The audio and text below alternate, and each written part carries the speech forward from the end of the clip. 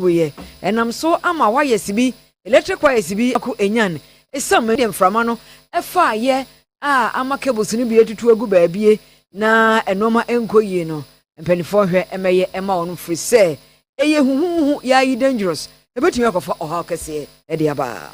what the titiro light awon mana no na wa ba ya mana se wan told mu amaya amaya ahwe ni ye na bo fe bi anado pan bi onyi mu akofo ma light ni etima ma ndo abonti no so yesra ban be on told na emotional te o me ni ntaman we did to go that light no ma do show because they be awoye me bro no so eno so wona dana pa no light awon ni na atetewe ani di ehun posin ni nyina ntunu so yesre amala titi funu me emotional te o me ni ntaman ah dem a atunya ti obesi amon ba ya we hosam because dem school wa ifa na if you don't know no be school ho into school from a break mpa enu po na ya da yem hu kasa na ya ku kasi tu ha ayen sudan atora no ya de ama yande ya de na ra wa tu chance ni na agure nde se no ka de man ba bi anda dan ba kwa honam de ma men ma friend no ina na mo ko de na me ko de school bi sana mo friend wa mo bon ko de school a wa ba don kasi na mo de me dan ma kan de ni na kan je sra mo bon ayon si ni an fa yan hu adwuma dari obi na man ko ba bi wa do chat na ya ko ko na ya tuma bo man mama nso mpontu akodo ye ko wonche obure de memban di na ni na nsu guma ni na asai na tv na di na asai ti yasrawo on hu obo no me ni ye mai on boy ya amocha mo hu ya moba ya mo boy ye ni ya so ye fe ba bi ya fe ye nti ya fa anto ne sisi ka sam ha ya nti ma na ya yin da mo anyim yes Ajumako chibe osoto e no modan so pepa why si egu form ye enyinam why na nananom ajanom wofanom kromanom se wosre ohia nchanse e de bodan so cement ni ne ekeka ho se de be ya obesiesie wonom dan a insuframa ne ma no eseye ebi ye dan ani bebe da kra no ekope school name na wokodai na comment so amana odi egna wo pum ha na ya ne gapa ifinu why sa o na ateto tino into him in the crowd under the oil hupa na mum lock your bend the meda o see na light of bed me what and pay one side see your free easy to do about the share I don't know oil hupa open school cra out the oil me say one chance down up a na don't know best the day to one ma do so maybe a bit na cement na don't run my boy ma enye mchane pai no na me yaza na mudoma onya no bi ona down da papa dan bi no so ebubu ona anti Ajumako chibe manfo ene ode wona de srade ato ejayi afei chakwa macro ene ade ani kire de kire so ame na ne mpatemu interchange ni waro no eye no omanfo sisisi aka ho ombeda so ade mfuturu ngu a omobre kontata no omchese rango opebe bia fa nyina da ne sesesika na eni ho sansude na asi ama wafiri chese interchange ne ho a sabre aka woro mo sa no nti womo ka kire MC ya wo ho sansu so na mrahye bedwani wo ho eni perifo adu wo mka bi wo mu nsani manimu ya kontata no wo mka bi nche no wonsan enfani enkyere kwa no so na de wo soye no obeyete ne safiri ho Ghana form any one hour swami mensini mu nyina ehwe animu sem swami interchange ne betimi aye na aboama akobedie hu nsem atimi agina branem ene na oye pansem trofo ebo ana ekohwe sen ekwan na abandada ne hya ase no sen na akodrum na ye ne bedwaba ogina mu edema takwa macro honorable permit boating ene edwadifo bi owo maazi edi nkoma na ebisa se ekwan no sen na eko ekwan ne de sese enye kwan eye mfuturo ene wa ha enze kwan ne o magya kwan ne ye magya ya to nti nye kwan ne ye mfuturo ene ehunu wa oh enado do say de metima ka se be se aboso me be se enwotwe eni e sha ase no ye to aba ne wie enu e be aboso me miensa e ba ne de e kwan ne de enye kwan ne ye ese o mayi o mu fidie nyina afiri kwan so afidie bia ni kwan so a e che se ye adwuma kwan so workers ne so bia ni ha a o ye adwuma se wan kasa ba wa hu bi o hwe kwan so a nche se ye adwuma wa ha e ka na eri akoni aba ena mfuturo na eboye ene nti o mu gya kwan ti o be se aboso me enwotwe e ko be se aboso me nkunu mu de o ma gya kwan na to ha waka bia ni kwan so wo hu se obi wo ha na ye obi a wo ye security a wo hwe o mu nema a aka agu ha Sisa kwano mahuse sisa na katana abaya yinani ama kwana yere mfuturo na ekuya wa ya wana ntembe ade tia ya batna ha na mfuturo ayede ewure mu adwane ne so omo no hane na ye mfuturo ya hawo but ye sra ban oma wonte na nimba he ane ya no de no ko ya me ni enko so sisa kan no na abago fo no wo no ye huru he mfuturo kra na nyama boy na too much bani enim ni yese enka yenu ne se ba bia okwa obi ye ma bia oba nanka ni kopom nanka dai aba be to nanka yese ba ye hu hwe so enti wo mafo mo so ame makro ni pate emuna mote won kan titiri e fa na takwa ho no no mo chese enima nkoyi enti omo ne yense ntweni oyikuba firie na edi nkomoyi yo aban we ba ye no wode ade bia be friend big push no e be bo ama ye ya kwan e wo omayi emu na Ghana emrase bedwomdom ketwa wono me kire se wo sa big push no kwa abafa so a wo ye ho dwumadie nyina no omamu da ho na afi obi atimi kinkan mu bi brony friend transparency and accountability e wo sa mathematics enkuntabuo etimi eye adwuma onimonyamfo Kennedy osenya kon o ranking member of parliament roads and transportation committee emrase bedwom woni a wo hwe eye akwan akwantempon ensem so no o company fo no bi wasan so ye emrahye badwani ewo achem suadru ensamtrefo nhie mu ase ena wode nsem ato dwa se yehia se emu eda ho aban I a osisui wo hwa emra na owo opposition aban I a osisui wo hwa emra na owo ofa akutukwa bi so a eye contract ya ofa ya ode ma contractors omo ye kwan ho nyina no ofa eye sole sourcing and as a single sourcing ena ode ye na and this MVP aban ni chire mu se enya no kure na so hwa de aban we ba ya o ya e bi si wo Ghana bakosem so benya aban bosome nsum just 7 months obetumi award almost about 81 contracts under single source under big push sa contract we o kan bo nyina bo mu a eye OPPP ensum ni achire miensa 73 billion Ghana city say oh yeah adwuma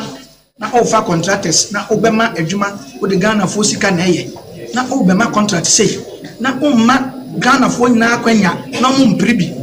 obi anka say aban ntumi anye mfa kwan bi so enyusu eye single source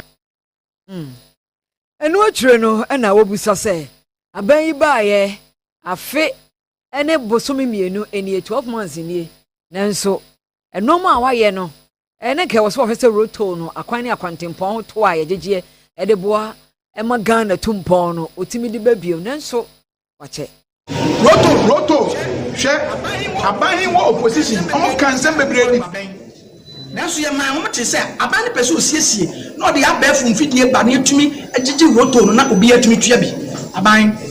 ya osisi ndisi aban opposition den kan sem gu eye na na do danko akufo ado aban ni mase atwe aboa so ene omo ba bam omo hye Ghana fo bo se omo de omo ba ya omo ba bagigi to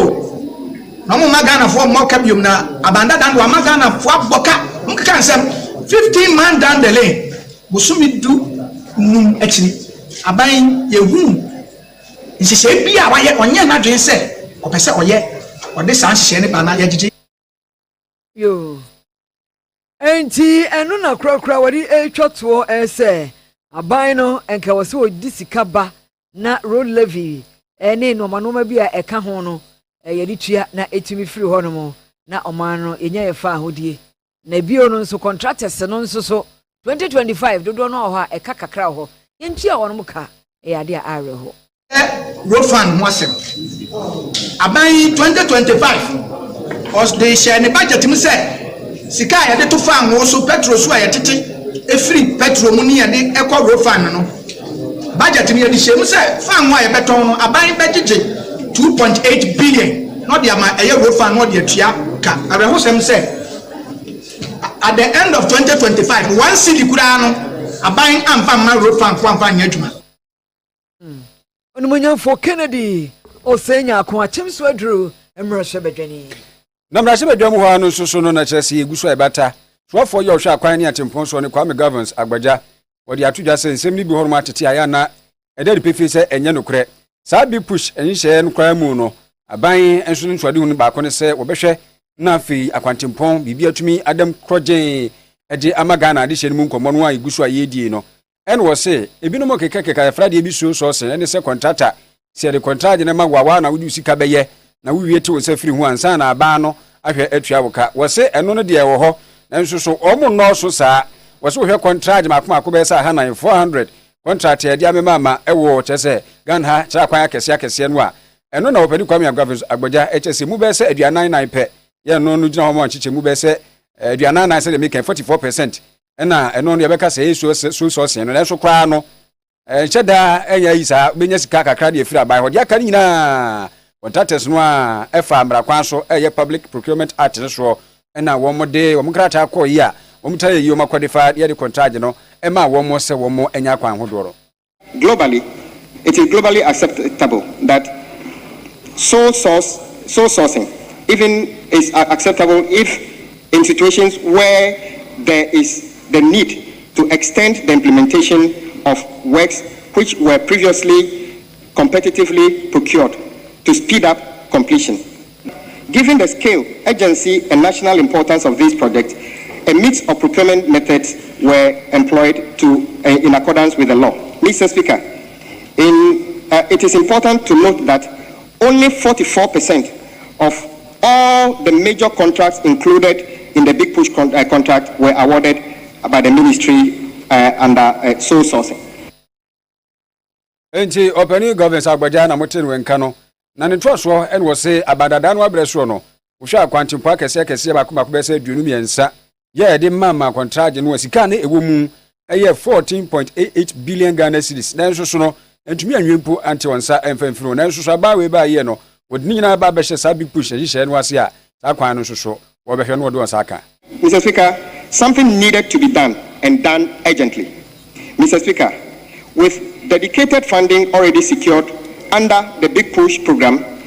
was both prudent and necessary to proceed swiftly to ensure value for money and avoid cost overruns associated with long procurement and implementation timelines.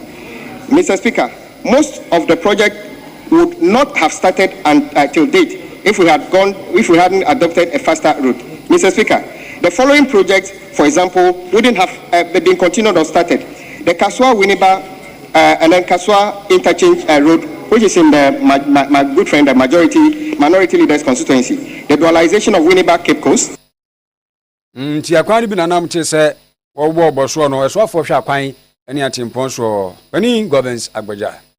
Na yen to sonko ensam fufuro mu e. National Communication Director MMPP Amanyoko no eni Owura Richard Ahiagba was his excellency Owura John Dramani Mahama Asankusu Debi private jet ye ni nua de a wo use wa yo man adwuma ne de said entwa ye kura ba kayi ko kariba wanya de unya private person was so ko use obi private jet wo mse unua no wo ye aban nipa 70 wo so use aban no enoma na ade aye noma ama atimi aboa efise ba bi ade ne da no se wan fa nto ho a eya na efrito Father Abreso, friends and family no ever he. And then they are one friends, family, lady friends, and brothers. Baby, I know Granny as I take you to the next level. Say no. Your brother make me a kind of technically so acting as president because on any president in the fair play back. Because the private plane have a presidential jet who use. Into us our friend in years old must be to Coimbra. Abrasa oye mama Ghana so me tu akoko ye ko ha se enko didi wa hambra e ko di akoko so wo play to an conflict of interest situation na arise yen pa na time tewe ye hu we o pesa go for address president no na mo tu se wo fi a akobi so pesa o tu kwa so pesa o ko space e Ghana for the taxpayers and they say you provide man no yes anya ni nua na de o mo ase ye ma asem we any kohoni yes president na maybe a no he was involved in some conflict of interest matters involving some for the expedition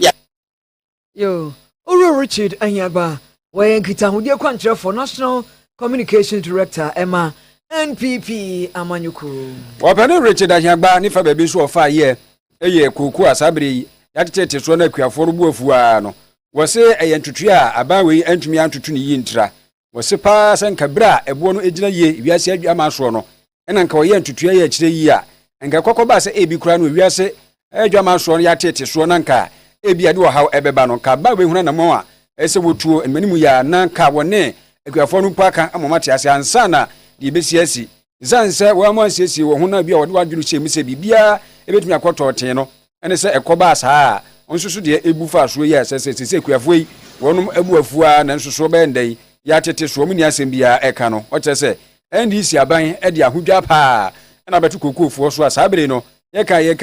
mu de o ya aban mpanfo mu nimbi kokofo no na ebre nti na chese eno no ye tia akuafo akufo ado 3000 eno no kwa de enye wo na o ma bei yo mu tia akuafo 2587 we nya hwe ama wase a wo bono kro no okuafo ya mobo ina na se edisi fo se omoba ombepo omopati hu se eyentro economy no eni nyina so se economy wo nyina so anka eni so betumi ape kwan bi so akushi farmers no enne yate ikoko do so ati entia omodi koko kuafo ka 11 billion cities or might release somewhere around 4.2 billion adiakane na koko crash for na moto koko no omoso kwaji busia na to omodi akam it is sky dia ma omo omodi ko tia omo bank interest ne dia aka emfa ma koko ke it is still koko ke for no enti omo kai njina jazano no busuafo we Richard Anyagba ono na ye nkita di bofo tere ema NPP amayuko na yetuma so MPP amanyoko no woni mo kasa yesi communication team no member baako ene Ellen Amadaku woso oba betwedom obepedom obeboadom ano edom obeboa no won Stubborn Academy a on be ye oyekire ede etia Owura Sam George ono na yenkita hodie bofo said e be SIM card re-registration no emma so e free say e wo bra na maame Esla Owusu Akufo wo ho ni esi enye SIM card registration no sabi no Owura Sam na te George Jata wono so ye tia no nti butu for butu nimransfo omuso braso so omuye oyekire ni bi editia NDC say na no course no. Honorable Sam George should be the last person coming to tell Ghanaians to do anything in connection to SIM registration because of his own utterances, because of his own character, and because of what he did when he was in opposition. Perhaps he had forgotten that he was on a path and he could become minister. Who would have thought that you become the same minister of the same institution? Where he rallied people, he went radio station to radio station, telling Ghanaians not to register because Madam Oslo-Owusu is a thief, and that the woman wanted to steal from the SIM registration, the whole matter, and the whole thing it's a scam, it's a fraud for them to fleece Ghanaians. These are what he said. So I would repeat the same thing back to him, Honorable. With all due respect, sir, you also want to steal. You also want to fleece the nation. You want to use this as a revenue to also steal, just like how you said Madam Oslo-Owusu wanted to steal without any evidence. Yo, Ellen Amadaku was in summer. Any akika ntam kekra bosrem keka na ntini twitwa ene ne akika ho Sam George ye no na hu hia sa abre no kra Mapeni John Dramani Mahama kopiem chesamase kubatanhia mudia ene ekoso United Nations home headquarters ye na sese nkomopa wo mu edi ene kwani a ase abibifo fa so kodi abrofo nsemo na ekoba se enkwaye na wokomu na oha dwen tie bibifo de wo mu fa chesa atipu mu no na woka wasemo na wo chesa ade no kra no asem no e kan se slave no sese sa ade no kra no eba ewiase anase toni petrim se sa word ne se friend slave eje se nkwaye no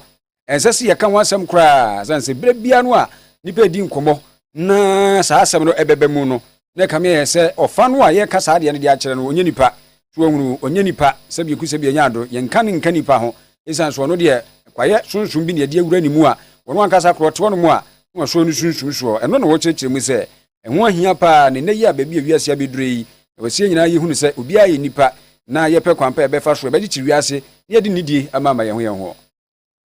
There's no such thing as a slave. There were human beings who were trafficked and then enslaved by people who believed they could own those human beings as chattels as their personal property. Some will hear this and think I'm splitting hairs. Isn't that the same thing, they might ask? No, it's not. Not at all the same thing. Not if you acknowledge an individual's humanity.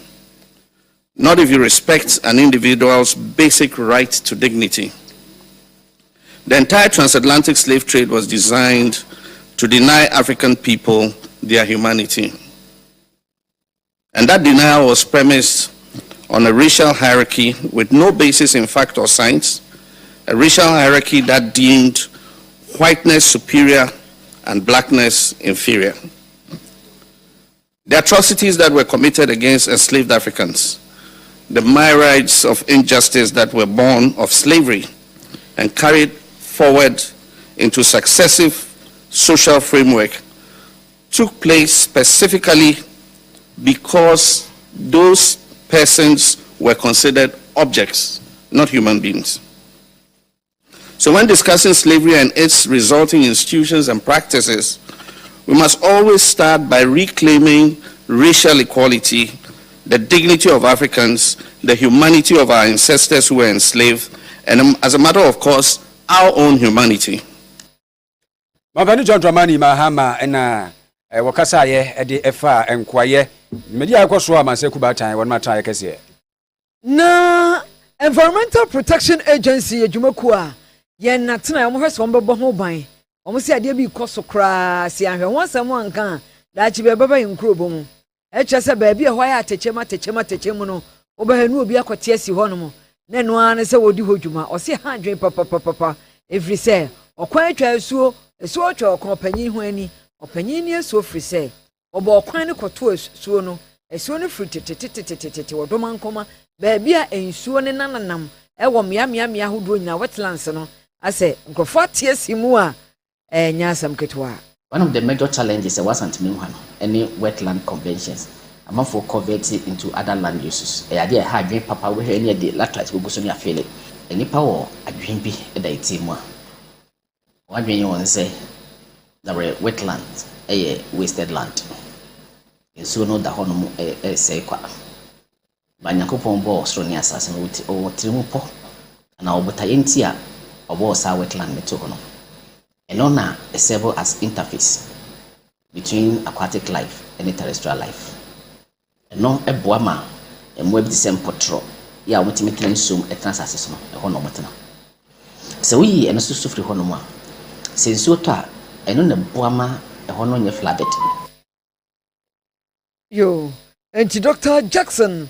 Edia Nyan Chachie, Ashanti Regional Director, Environmental Protection Authority. Professor Titus Beyo and Sudia Kotelepa, who call Kolibwa by Sabia, or no, and one more board, no, or Dano. No, there are two justices say, Yashagan and Kunte Bumua, and Ukrainian company, empowered Roya Cobrani Yadia, a hospital, not to show better, the idea no. You do one, dear form. Now, Casaka see him for hospital, Casiano or Mubri, none teacher and Ketra so the any boo. Nah, no, which him say, if you are some man saying in Krabata, Yasha from this World Health Organization, no. Woman tabu mu nka e wose inipa be se apibia 1000 de nka womu bowura asupiti da kurubia so wonu asupiti no ebetumi afa empa dodo no a amomu nyina nya baabi ada ye no ya asupiti akese na nanso de ani ehunu bowura Ghana ha asupiti kese bi ne kwohwe nti esani ba fom no na beto nketo no kwade a na akwaya de bia ehadwen. The current situation, as has been painted by my colleague, is actually what it is, and I don't think anyone is denying the fact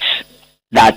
we don't have enough beds, that our staff are overstretched, and this is nationwide. The WHO estimates that hospitals should have at least 2 to 5 beds per 1,000 of the population. Ghana is doing under 0.9 beds per 1,000 population. So structurally, we have a challenge. Functionally, we also have a challenge. And your nature as a Professor Titus Beyo Namotin Wenkano, on Sonedia. Okay, edifa hospital awudwa enimpa mayimu no enso eno owura ye akua nnua daki enso female university student enu ba ko ono kwade we engineer pa maintenance engineer wo Ghana Highways Authority no cheso onye dihua nimpo we na adwuma na no wo kire mu se ema no hwe no mo fo mo nwura sa engineer nim ɛmaa no mpɛ sɛbio mfiridwuma ɛna sɛ sɛdeɛ besimi asua engineer no wɔn mo nhyɛ da mfo ho nwura papa bia na no ɔde ayɛ futuo sɛ ɛmaa no wɔ akwanya paa si hu sɛ woyɛ ɔbaa yɛ engineer ampa baabi a bɛwura bia akwanya ɛwɔ hɔ de ma ɛno nti no sɛ wɔn mo ɛfa saa akwanya yi soɔ na wɔn de abɔ ho soɔ sɛ maa no deɛ ɔno nso so ne deɛ ɔbɛtumi ade aka kyerɛ maa no sɛ wontu saa deɛ no ho anamɔn wei ɛyɛ CAF University 2026 alumni homecoming ya wɔyɛ engineering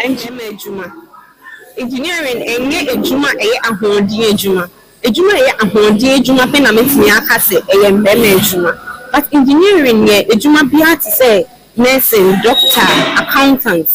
once a wayɛ wadwen sɛ wopɛ sɛ wosua adeɛ because ɛma bebree bɛka sɛ ɔmo mpɛ mathematics but mathematics nso yɛ subject bi a sɛ ɔbaa wopɛ na wonya interest wɔ mu a wobɛtumi esua akɔ anim because my favorite subject is mathematics. Nti no nyameka ne say mmayewa a ɔmo ba no ɔmo bɛfa mathematics any sciences no physics chemistry as very serious. Enti ɛwura kuya enua daki ɛna moten wenka no na registrar Edema CAF University Dr. Linda Anane Donko enso edikakra eto aso no ka kyal mu na ne sɛ mo de